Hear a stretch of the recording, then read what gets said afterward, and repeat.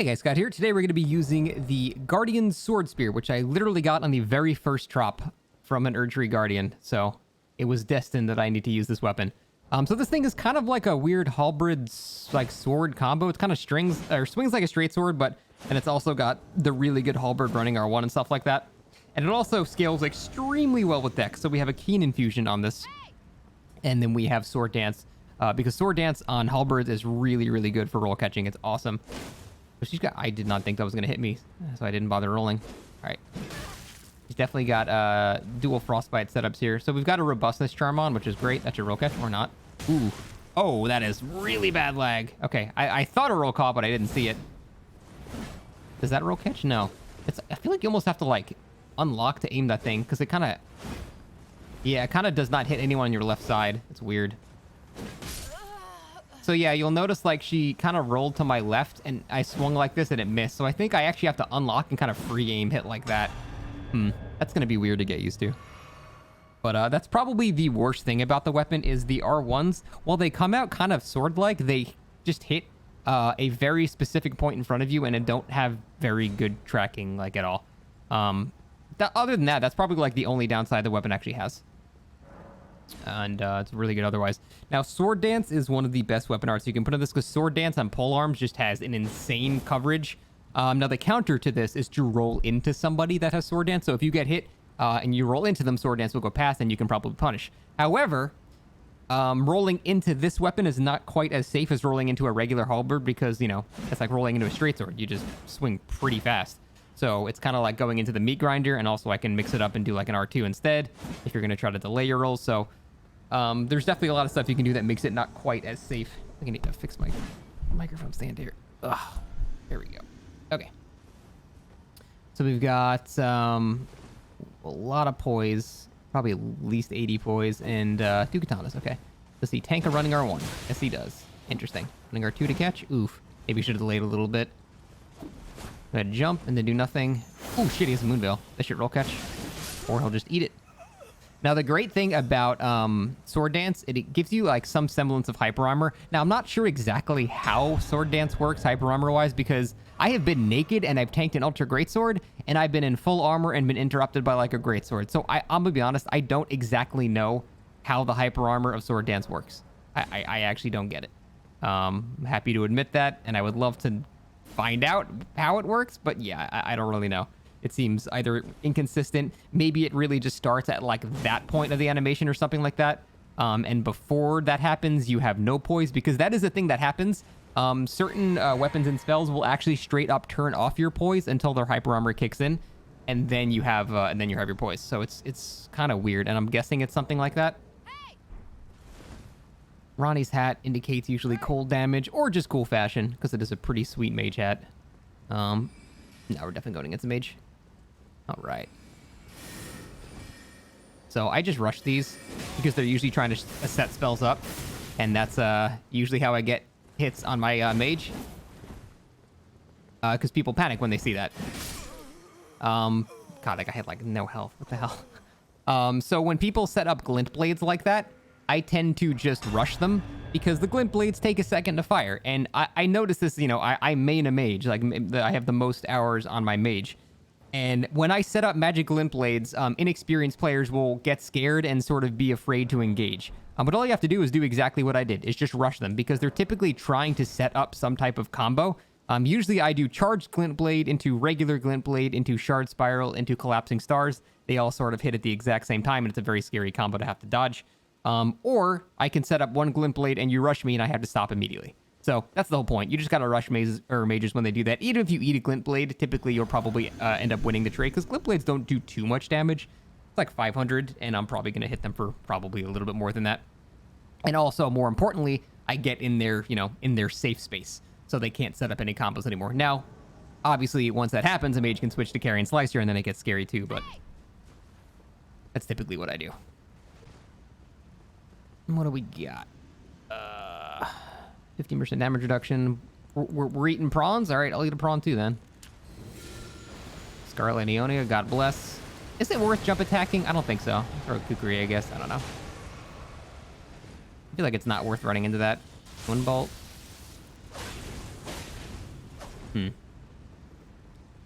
gonna be my turn to attack soon. I'm expecting a bestial sling shit. All right, I poised through this, so I'm just gonna swing. That was not the time to use that. So typically you want to use Giant Hunt after you get a hit confirm on somebody. Just doing a Giant Hunt in neutral is a pretty bad idea. It's got a decently high recovery, and it really only travels the distance of like one roll. So you typically want to do it after you get a hit on somebody and then try to catch them in a roll. Just doing it in neutral is very risky because of the amount of recovery that it has. Like, it's not worthless. It's not the worst thing you can do, but you have to be prepared to eat a hit, basically, because, yeah, the recovery on that ability is pretty bad. However, they did buff it recently, though, and I believe they made the recovery a little bit better, so it's a little less punishing now, which is nice. I also have a buckler in my hand. Now, the best part about using dex weapons is you don't really have to two-hand the weapon. Now, if you need to hit a certain poise damage breakpoint, like this is 94 poise damage one-handed, and then two-handed is 104 poise damage. So, if I need to hit a certain poise breakpoint, then I'll two-hand it, but actually one-handing it, there's not really a downside other than I can't sword dance. However, when I have the buckler out, it makes people more hesitant to swing at me because they don't want to get parried. So, you know, it's switching between the two can be really, really nice. Let's see what kind of playstyle we have here. That's going to be Flame of Frenzy. I'm going to usually dodge to the left of that or dodge into it. Roll catch. Roll catch again. Running R2 for a lower... Oh, well, never mind. No roll catch anymore. There is no roll catch in that shit. That's hilarious. Man, why do people bring Bloodhound Step to duels? I really don't get that. Like, look, if you want to, like, cheese that shit in Invasion, that's fine. For the casual player that doesn't want to learn how to dodge or do anything, that's fine. I get it. And you know what? Don't even nerf it. Whatever. I think it needs to be nerfed, but I get it. It appeals to that audience. But why do you go to duels with Bloodhound Step? I'm like this close to just as soon as someone Bloodhound Steps, I just unsummon them. I just don't want to deal with that shit, man. Luckily, that guy sort of just came back into me, but whenever I hit people and then they Bloodhound Step and then just play passive for 40 minutes, I'm actually putting this shit on my bar. I don't know, man. I just don't want to sit there for an hour as you are invincible. But luckily, that guy didn't go full passive there, so that was nice. That was courteous of him, at least. Yeah, I don't know why people would bring Bloodhound Step to duels. Like, what's the point, man? You're not going to get better. Royal Knight set. I don't know if people wear that hat. It reminds me of, like, that fancy, like, cracker, the sweet cracker that they put on, like, desserts. Like some sort of, like, I don't know, thingy. Got my Stanching Boluses ready. Interesting. Bleed and Bestial Sling. I'm gonna jump over then. Ooh, that does... Damn, even with the fucking bleed medallion, it still fucking bleeds me in 2 hits. Oh, Seppuku's so silly. I should trade with this. Yeah, I'll take that trade for sure.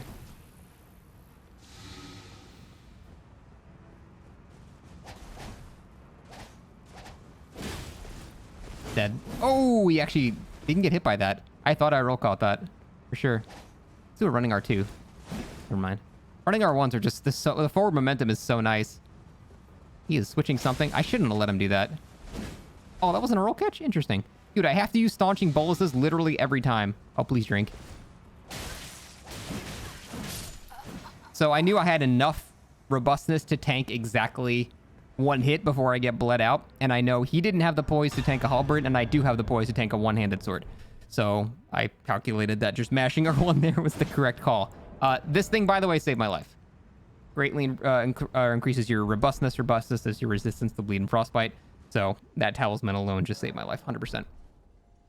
God, Seppuku was absolutely nuts, though. Like, with this talisman, he still bled me out in 2 hits. It's so ridiculous.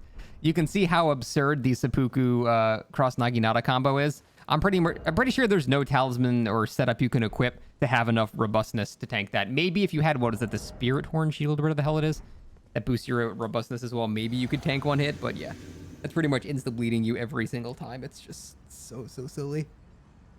Yeah, it's really just a lot of pokes when they get in close range. Mash an R1 because it's basically like rolling into a straight sword. And then sword dance to catch them as they're rolling back.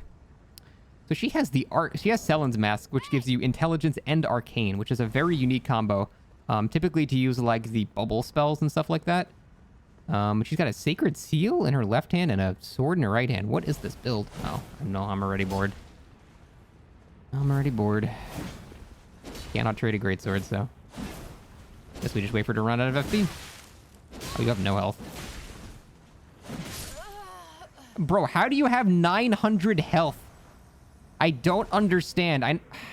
Selens reduces your stamina, not your HP, right? I'm pretty sure. Bro, how does that happen? How do people have 900 health at 125? I don't understand. What are you putting your stats in? I don't get it, man.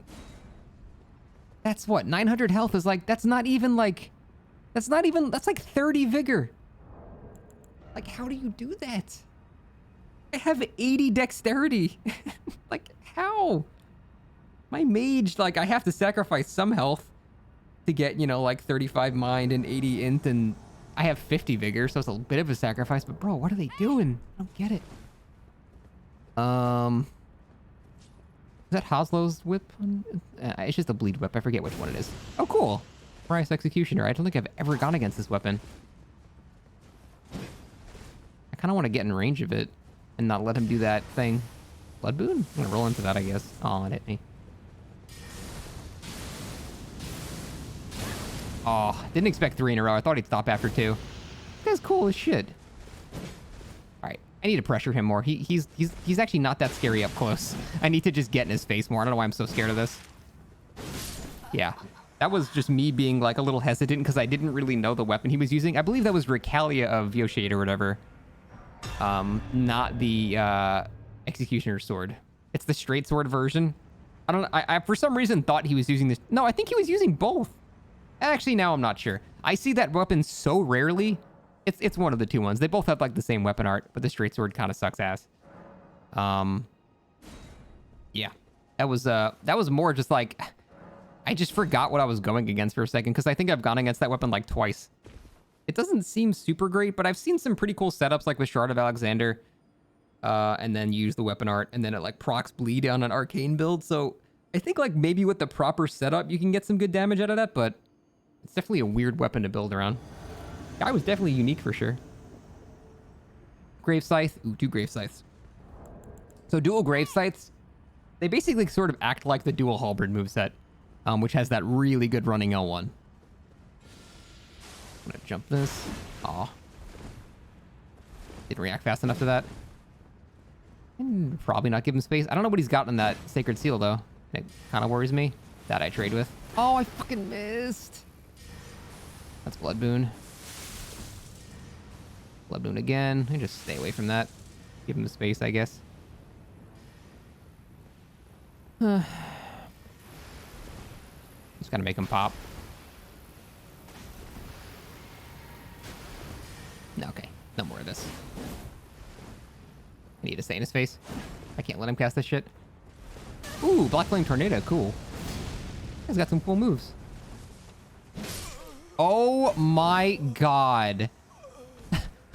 Why? That's like 20 vigor. Dude, there's like... You can still make the arcane fire spells work with at least 50 vigor. I've done it. The spells aren't that great, but Jesus, man.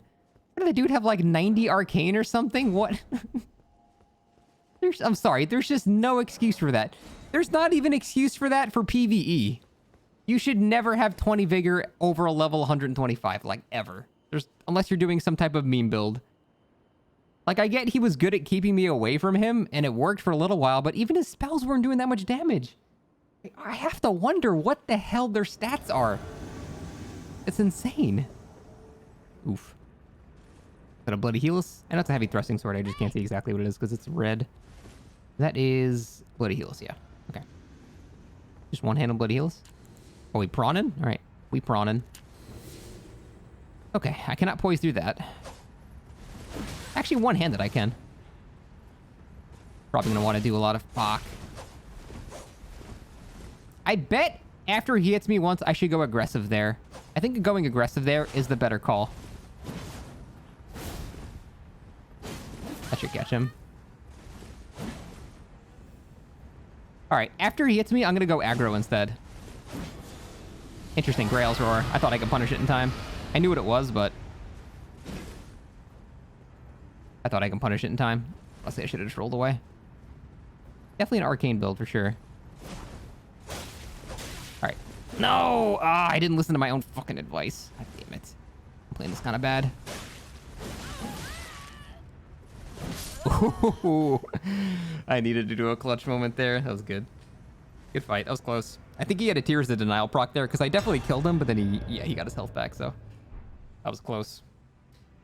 So yeah, as you saw there, Sword Dance into jumping R2 is also a perfect roll catch, but they need to roll basically straight backwards, because sometimes if you jump at them and they're not rolling in the direction that you're already jumping, because you pretty much have to jump like preemptively, assuming that you're going to hit. Otherwise, it doesn't land in time. So you kind of have to like go all in there, and if you miss it, then you're kind of fucked because you're going to be landing in R2. Now, the jumping R1s with halberds are kind of shit. They just sort of like impale the ground, and it's not nearly as good. However, the jumping R2s are awesome because they have a huge sweep, and they cover a very, very wide area. So I definitely recommend the jumping R2s more so. Yeah. I have a bunch of prawns that I use in case like other people use them, but other than that, I just do flask, and that's about it.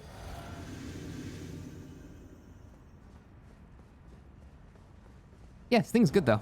The AR, this is actually, I think, the highest damaging halberd in the game. Actually, no, I'm sorry, Golden Halberd is a bit more. However, Golden Halberd does split damage, so actually this probably still ends up doing more on a regular target. Is that 2 Bolt of Grand Axes? Oh my god. It's terrifying. No, wait. What is that in the other hand? Godskin's Stitcher? That's a Stitcher. Is that the Infinite Poise? What is that shit? I can't tell. He's got the blue thing. Didn't panic roll that time. Good. I don't think it reaches here. I'm gonna roll anyway, because I know they made some changes to it. Wonder if you can reaction parry that. I don't think so. I'm gonna bait this into a sword dance. Ooh, a little laggy. I don't think I want to try to parry that, honestly. I kind of do want to now. Ah, still stun me.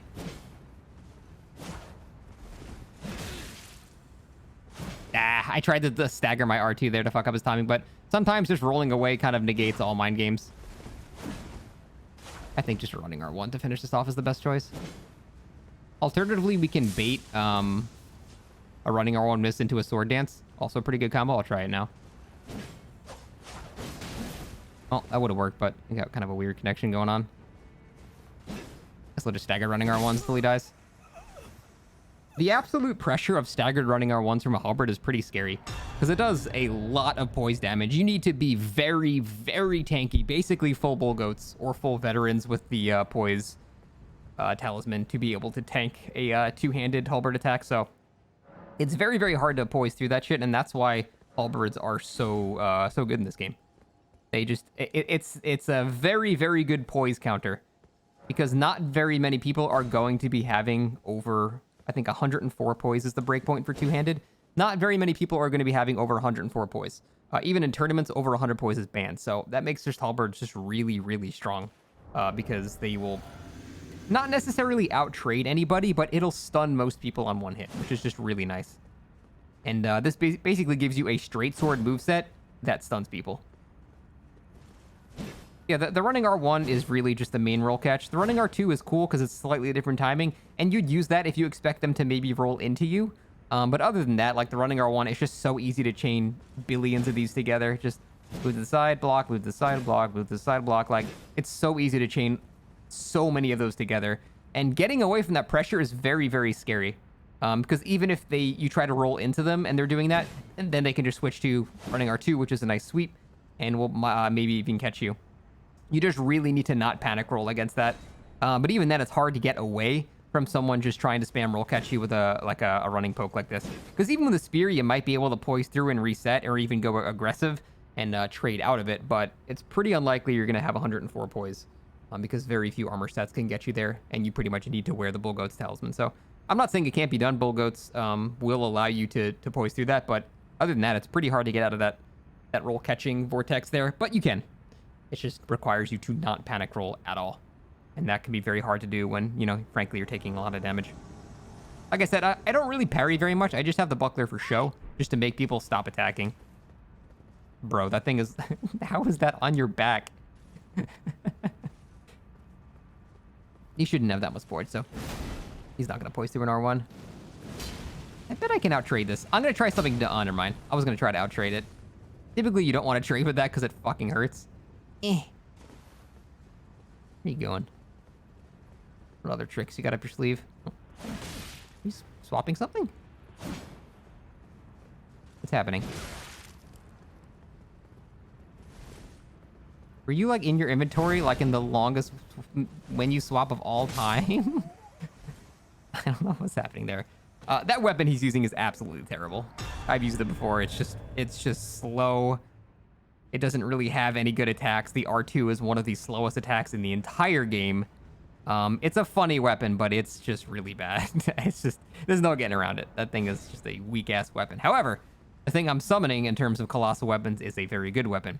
I have been finding it actually pretty hard to deal with Ultra Greatsword pokes lately. Ever since they increased the attack speed of basically everything on Ultra Greatswords, it's been kind of scary. It seems like the damage has been a bit higher as well. So yeah, just everything. This was already scary going against a good roll catcher with Ultra Greatsword, but now they buffed it. So this is actually one of the scariest builds right now. I'm actually really, really terrified of this kind of shit. Because I ain't poisoned through that shit. And he might be able to poise through mine. Let's see. I can't tell. He's got an imp mask on. No, okay, he can't. Good. That's really good. Again, we don't giant hunt out of neutral. Very bad idea. I can probably roll catch. I wasn't out of neutral, but that was good, I guess. Be careful that next time. Get that shit out of here. Honestly, I didn't expect the 3 giant hunts in a row. And apparently giant hunt gives you some semblance of hyper armor because you can notice I staggered him normally, and then when he began his giant hunt, then he was not staggered by my R1. So that was just me, I guess, not understanding how much hyper armor giant hunt gives you. I was under the impression it didn't give you any hyper armor, but it must, because the first hit stunned him and then the second hit didn't. So I guess I learned something. Giant hunt does give you some form of hyper armor. So doing 2 giant hunts in a row is a bait. It's just very risky, because if you get stunned during that, you're just going to get wrecked. And I thought I could stun him, but I guess not. But that's technically not out of neutral, because it's out of him attacking. But yeah. Another mage. Like Greatsword. He actually has a deceptive amount of poise, but probably not 104. So we're going to stay two-handed just to be safe. What is that? It is off. What the fuck is that? Oh, it's a crossbow. It looked like a... like a ping pong paddle. What are those? I'm being too passive here, I think. I can interrupt them.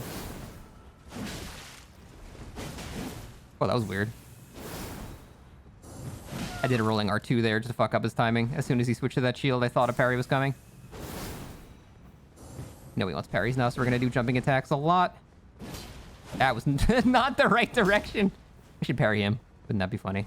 Of all the things. Oh, never mind, you're dead. Very rare I get an actual stability break.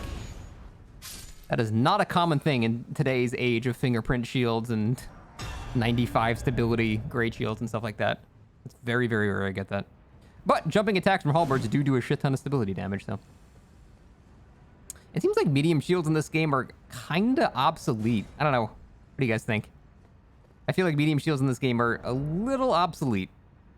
Because, I mean, why not just use a great shield? For example, I just summoned a fingerprint shield guy, and I don't think I'm going to be able to do anything unless... Well, it depends what his weapon is. If he's got an actual non-pokey weapon, then we can definitely win. But if he has a pokey weapon, I don't know what I'm going to do other than spam parry and hope for the best. I don't even have a dagger talisman, do I? No, I don't. I have a misery cord. Do, I guess. I'm not going to be able to swap to that. I guess I can. Hey! Hey!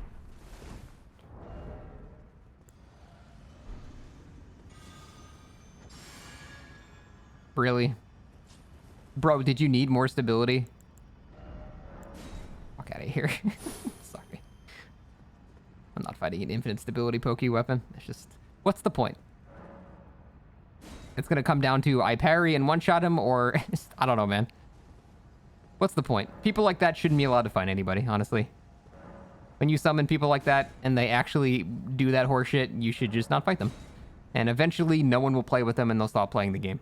And we'll make the world a better place, so.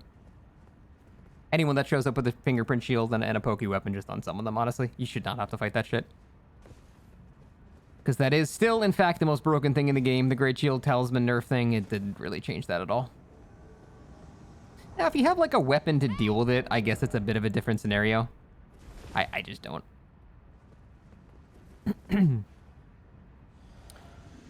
The Chad with one cross Naginata. Cool.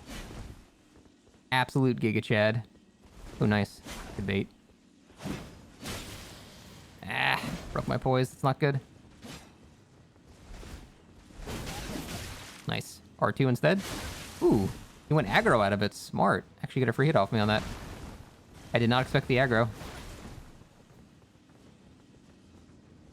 GG. Using only one spear and not using seppuku. You know what? I'm gonna give you a jump for joy there. It's so rare seeing a cross Naginata that doesn't have bleed on it, and there's not another one in their offhand. That guy was doing some non-meta shit. Good for him. That was awesome. But you can see why, what I said earlier, where it's like, well, why would you not just use two? Unfortunately, this game is balanced in such a way where it kind of just incentivizes you to just use two.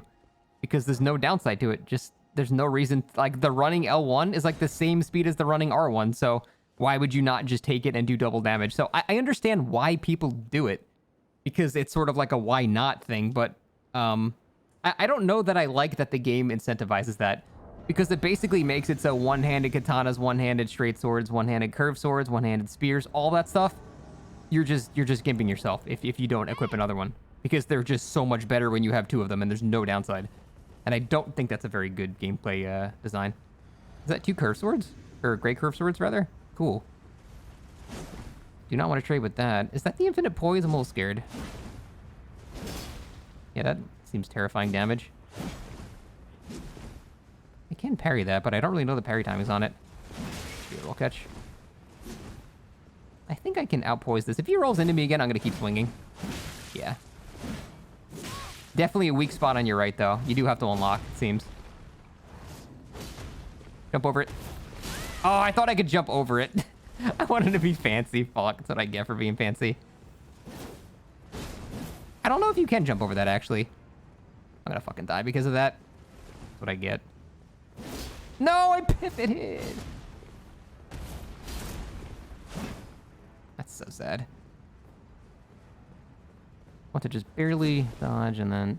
Uh-oh. Yeah, I deserve that. That's what I get for being fancy. So I tried jumping over the follow-up from the Bloodhound's Fang, just to see if I can, because I don't think I was ever in really any danger of getting hit by that. Because curved greatswords, I think, are kind of weak. They hit really hard, but they don't have that much of a good... they don't have a good opener, really. Now, they did get a recent buff, which is nice, and I think they really needed it, but they don't really have, like, the strong opener that, like, you know, the Ultra Greatsword poke has. They just don't have that same level of, like, getting out of neutral, because all their openers are just kind of a bit slower, so unless, like, you trade, it just doesn't really work. And also, I could interrupt him every time he swung, because he didn't have enough poise to tank a halberd, so I thought I would have tried some dumb shit. But I really thought you could jump over it. I guess not. Or maybe I didn't jump early enough or something. I don't know. Probably just a genuinely stupid idea. Don't try that. Interesting. I wonder, does the offhand halberd combo with that? I don't actually know. That's like two pokey things. I'm being too passive right now. Ooh, he poised through that shit. That's terrifying. But he won't poise through the next. So now we can kind of spam. If he goes for the running R1 with the katana, we actually just trade. Damn it. Ooh. Interesting. Ooh, damn, didn't catch him. This is an interesting playstyle. Did he tears? What happened there?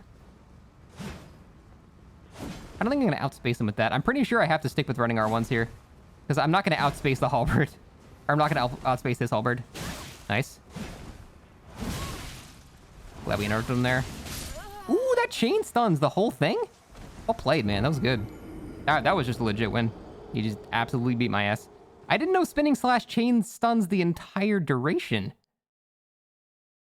Is that actually supposed to happen? I could have sworn I've rolled out of spin slash before, but I could not roll that entire time. Maybe did they buff it or something? Or maybe I'm just wrong. Huh. Look at that. I learned something. Good shit. I like learning stuff. Anyway, that is going to be it for today, guys. Thank you so much for watching. Yeah, very fun weapon. It's actually really solid. It's Sword Dance is probably one of the best Ashes of War you can put on it. I think you can stick Giant Hunt on this thing too for even more damage. But overall, that is the Guardian Swordspear. Very good weapon. Thanks for watching. See ya.